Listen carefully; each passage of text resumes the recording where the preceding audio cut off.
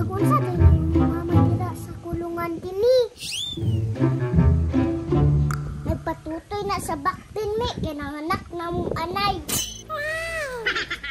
Ay maayo de, kinanganak na. Nanaputay dulaan ni animi. Wapo na dini, kagumay. Nindot kaguyudon mi.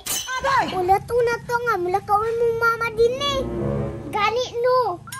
Diha sa mo dik ha. Padung na si mama mi dagan.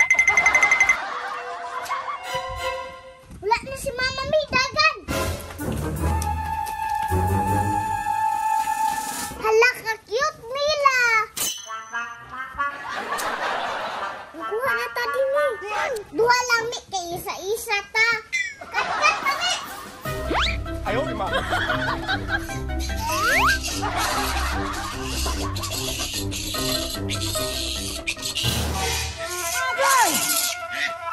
Lumba kami.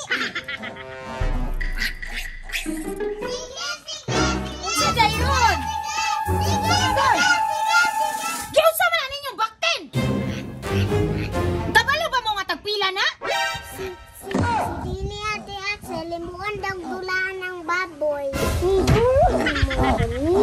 Di ba kabalo man mo nga di na pwede dulaan ng bakten? Ingon si Dini, guyudon daw namo. Ninggala naman ka din eh. Kama mo, wala ko na mo yung palitan ng dulaan. Ayaw ni ma. Unya, ang bakten na imong dulaan. Ingat magaling sa bebe, yung dulaan na po. Otro, mampuday kami.